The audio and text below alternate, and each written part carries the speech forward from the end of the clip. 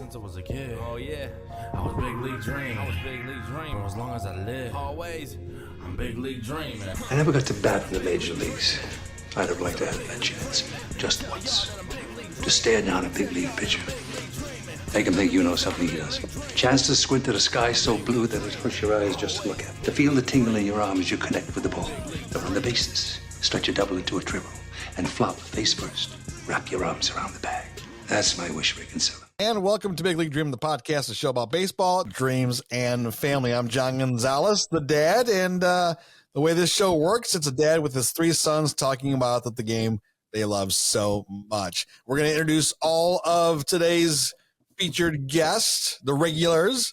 They're all here today because, well, we're talking about our favorite topic, which is All-Star Week, All-Star Baseball, Home Run Derby, Celebrity Game, Futures Game. We just love this time of year. Let's start out with son number one. He is Zach Gonzalez, the Mariners fan based in Charlotte, North Carolina. Zach, how you doing? I'm doing great. It's one of my favorite weekends of the year, so very excited. Yeah, it is a great time, and it's one that brings back a lot of family memories. We'll talk about that in a second. Son number two is based in Grand Rapids, Michigan. He is the Mets fan, and Ty handles all of our production. How you doing, Ty? I'm doing awesome. I'm super excited for the All-Star weekend coming up. Can't wait for the Home Run Derby. That's always one of my favorite parts. Yeah, I know we've spent so much time at B-Dubs watching the game as a family, maybe watching the game separately as well, but we've always rallied around the Home Run Derby. Son number three is the Red Sox fan. He's based in Indiana, South Bend, Indiana, to be exact. It's Zane Gonzalez. Zane is the Red Sox fan. How you doing, Zane? Doing well. Excited to be back on. I think I said you're the Red Sox fan twice, and it's because I think that they're doing better than most people expected them to do this year. Yeah, just give it some time. Like everyone's saying, Red Sox fans are excited because they might actually do something at the trade deadline, but I'm not going to get my hopes up. Well, this is a chance at the All-Star break is when you find out, are your teams are going to be in this thing? Are they going to be trading at the trade deadline? What's the draft look like? I mean, all three of our teams, or I should say all four of our teams, I'm the Tigers fan. We're all in different spots. I think, Zach, your team is the only one that's in the lead right now, right? Still first place?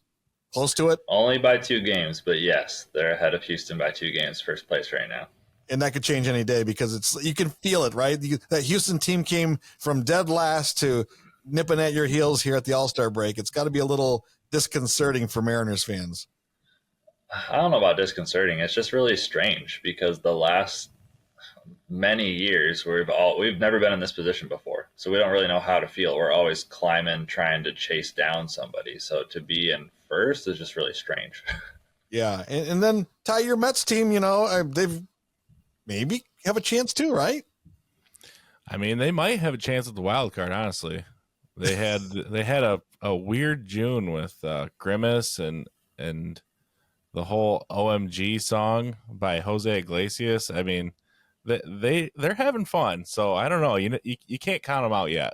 No, you can't count them out, but you can count on one thing, and that's the All-Star break, and everyone takes a little break, and there's a lot going on. Let's run down it's almost a week long of activities, right, Zach? I mean, there's a lot going on. Can you run down like day by day what's happening with the schedule for the MLB All-Star Week, they're calling it now?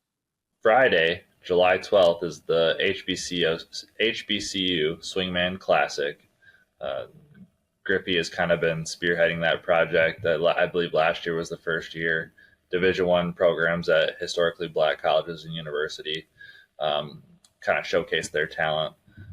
Fun little event there. And then Saturday the 13th will be the Futures Game. So that's my favorite event, just to see all the prospects all on one stage. Immediately after the Futures Game is the Celebrity Softball Game. That does not get aired until Monday night after the Home Run Derby, but that's when the Celebrity Softball Game will take place. Sunday afternoon is day 1 of the draft, which will go on for 3 days, Sunday, Monday, and Tuesday for all rounds. I believe Sunday is only the first 2 rounds. And then Monday is the Home Run Derby. That'll be 8 o'clock down in Texas at the Rangers Globe Life Park.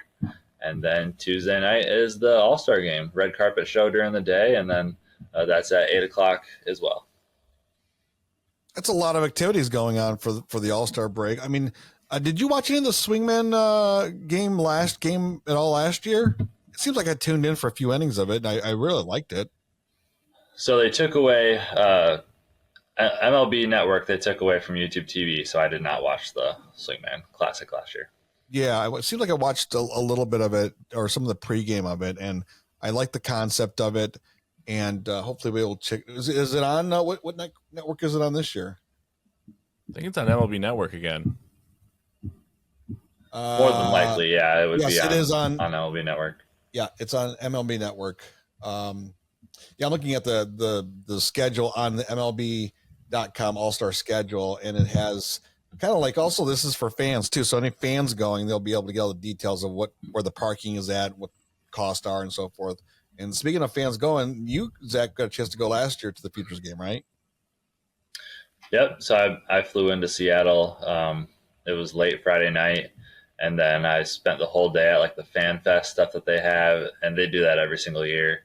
I was there all day Saturday, then went to the game Saturday night, watched all the pregame stuff. So they had a bunch of ex-Mariners that were on the coaching staff for the Futures game, so that was like super cool to see guys like Jamie Moyer, Raul Ibanez, Adrian Beltre, like all those guys coaching, Felix Hernandez. So that was pretty neat. And similarly, the Rangers are doing the same thing. So they'll have a bunch of ex-Rangers on the coaching staffs for both sides for the Futures game on Saturday. I wasn't able to, pay for the ticket prices for the Derby and the All-Star game in Seattle, but the Futures game was super awesome last year. I know that this past weekend we all kind of did a radio show takeover of the Steve Project show here in Grand Rapids, Michigan. We did a Big League Dreaming takeover of that show. Ty and I hosted the second hour of the show, and then Zane, you were a guest during one of the segments. Zach, you were a guest on one of the segments. It was a lot of fun. Ty, people can find that on our YouTube channel, and they can find Zach's coverage of last year's Futures game there as well, right?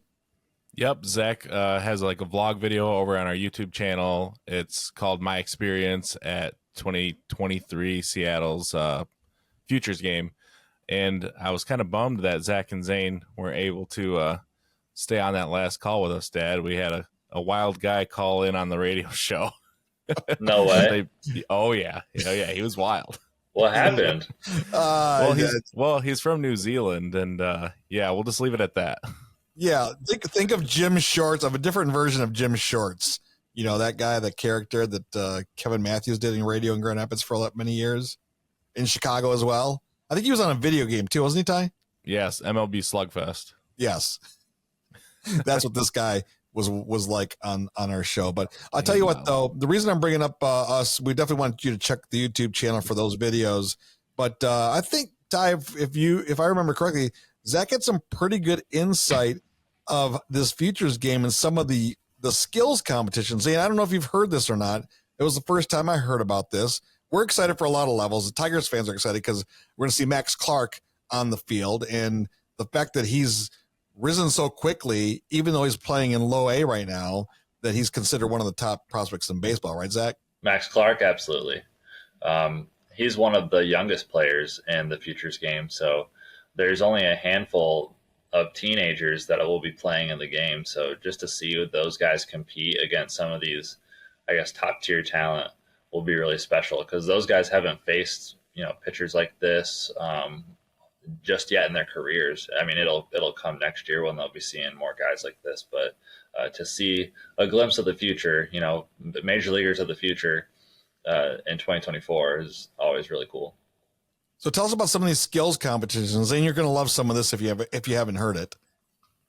Yeah, so it'll be the first time they're doing a skills competition at the Futures game, and they had 4 guys from the National League and 4 guys from the American League, but Brooks Lee from the Twins was just called up when Royce Lewis got injured, so he's no longer competing in the Futures game, so he's not going to be in the skills competition. I don't know if they're going to do like 3-3 or if they're just adding guys, but they do 3 rounds, and they're going to have like targets all over the field.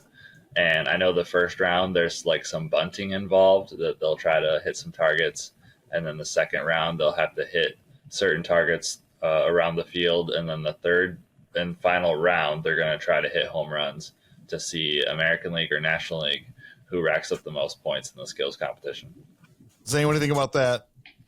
It kind of reminds me of when they had the All-Star game at the West Michigan Whitecaps, and they did like a skills competition before the game, and it was like a bunting contest, and people were booing all the time. Oh They- yeah, I remember that.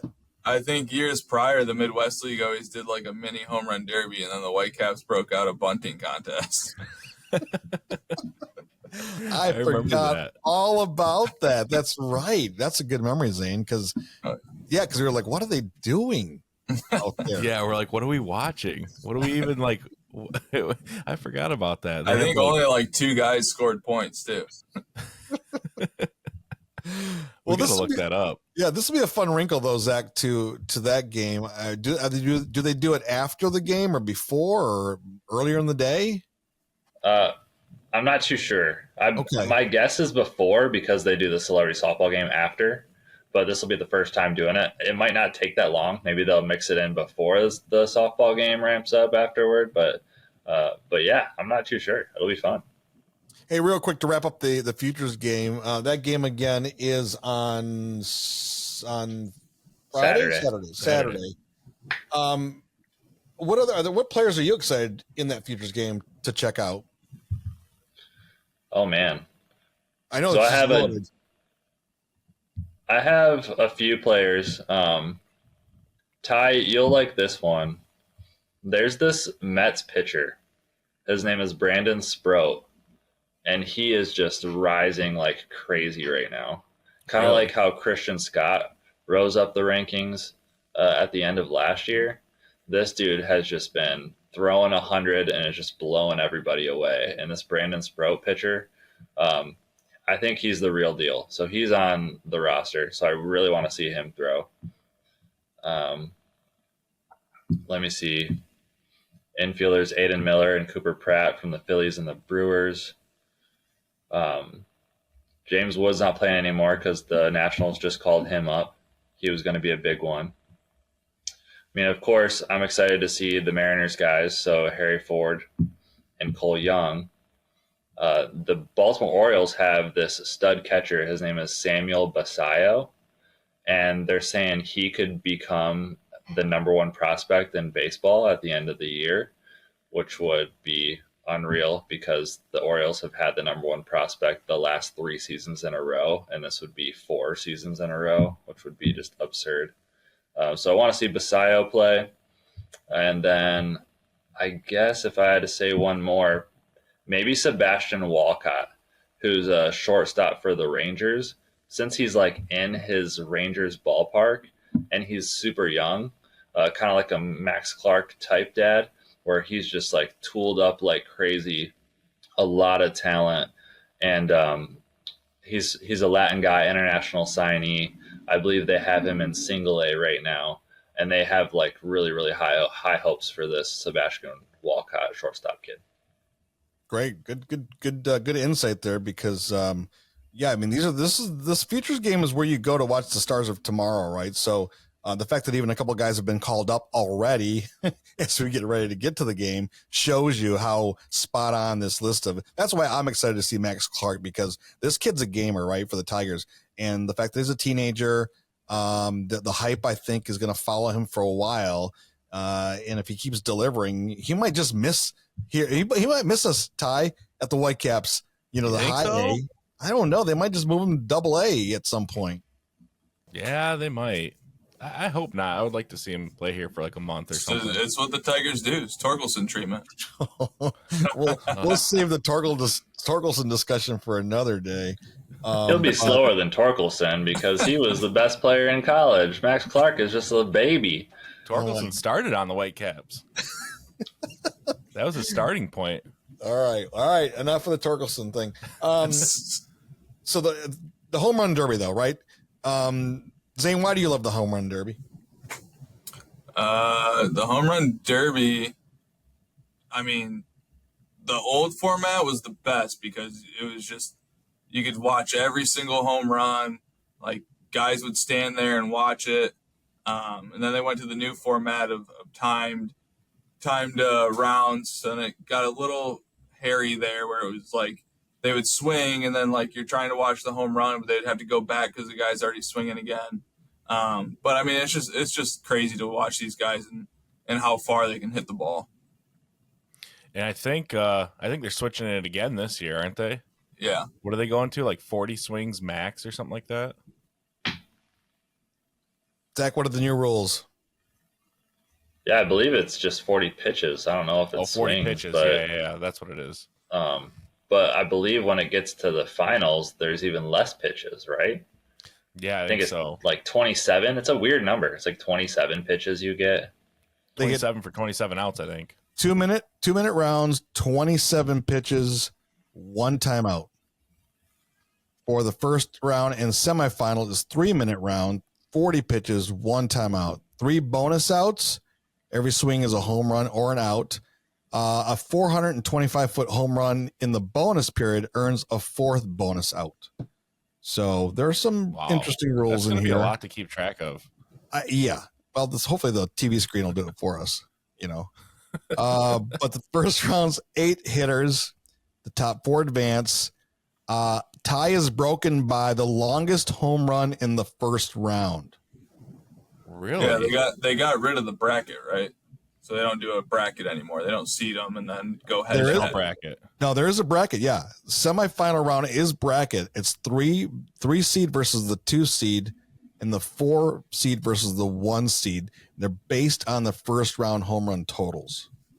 Okay, so they start out with 8 with no bracket, and then once they cut them down to 4, then they go bracket. Correct. Yes. And the All right, final is I top. kind of like that. Yeah. So, and then actually, should we run down who is in it, and then we can maybe select our favorite here? Yeah, let's go. You guys see these? Zach, you want to run down who's in it for us? Sure. So the Mets, or let's do the National League first. The Mets representative is Pete Alonso, and then you have third base corner infielder Alec Boehm from the Phillies, and then there's Marcell Ozuna from Atlanta Braves, and then somehow Teoscar Hernandez, after having an awful year for the Mariners last year, is just one of the best hitters on the planet in 2024. So Teoscar Hernandez is in the home run derby. On the American League side, you have Gunnar Henderson from the Baltimore Orioles, Bobby Witt Jr. from the Kansas City Royals, Jose Ramirez from the Cleveland Guardians, and the hometown guy, Adolis Garcia from the Texas Rangers. Yeah, I was waiting for you to say something about Teoscar because when he got signed, right, by the Mariners last year, right? He wasn't traded; he was signed. I believe so. Yes. I think when he was signed, I remember thinking to myself, "Oh no, the Mariners are going to get Teoscar," because he played for the Blue Jays before that, right? And I mean, he just killed the Tigers. Everyone kills the Tigers, and I'm like, this guy is just going to like rake in Seattle. He's going to be a superstar, and then he was just terrible, right? He just had just a terrible year, and of course the Dodgers pick him up, and I'm thinking, of course he's going to be good now, and sure enough, he's back to his old self. Yeah, it's insane. Last year, he just had no plan of attack, no approach. He was striking out. I think he was top 3 in strikeouts all year last year. Every single slider he was waving at, he was just not even close. And then this year, it's just totally different. It's pretty ridiculous, actually. Yeah, well, it just shows you a different league, different team, different headspace. I mean, there's so many factors that we've talked about this before on the podcast about how baseball, I mean, it's just such a mental game, right? And it's just how baseball goes sometimes. All right, let's look at some of the picks here. Let's start with Ty. I'm assuming. Well, let's actually start with Zane. Zane, I'm assuming. Let me guess. You're probably going to go with Gunnar Henderson. Is my thought here.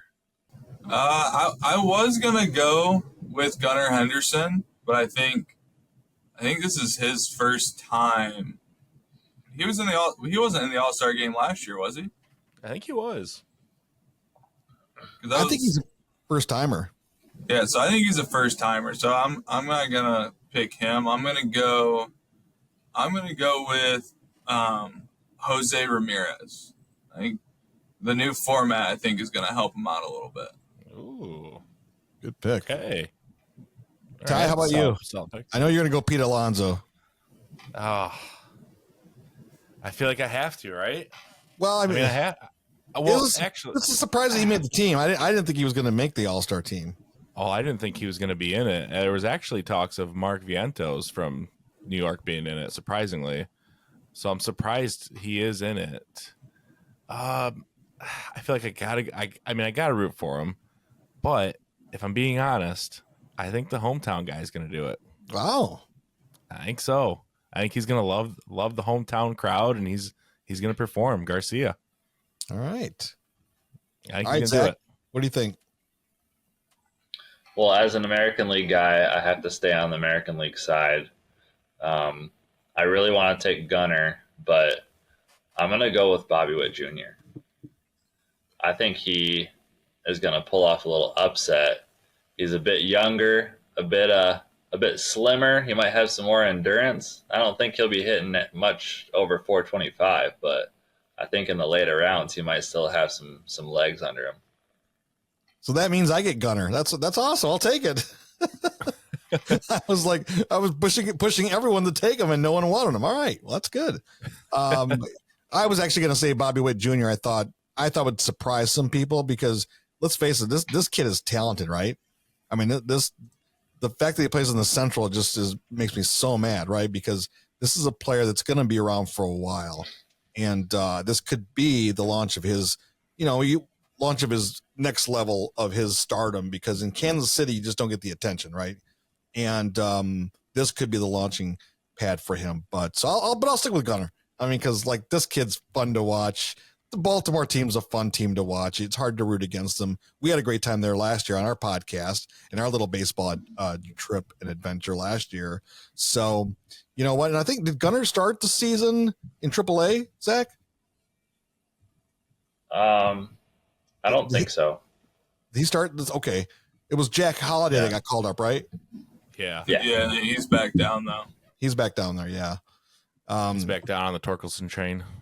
Speaking of prospects coming up, and a huge year for Paul Skeens, right? I mean, when it comes to the All-Star game, when we recorded this, the starting pitchers have not been announced yet, right? For the All-Star game? Nope, they haven't. I don't think so. Yeah. Not yet.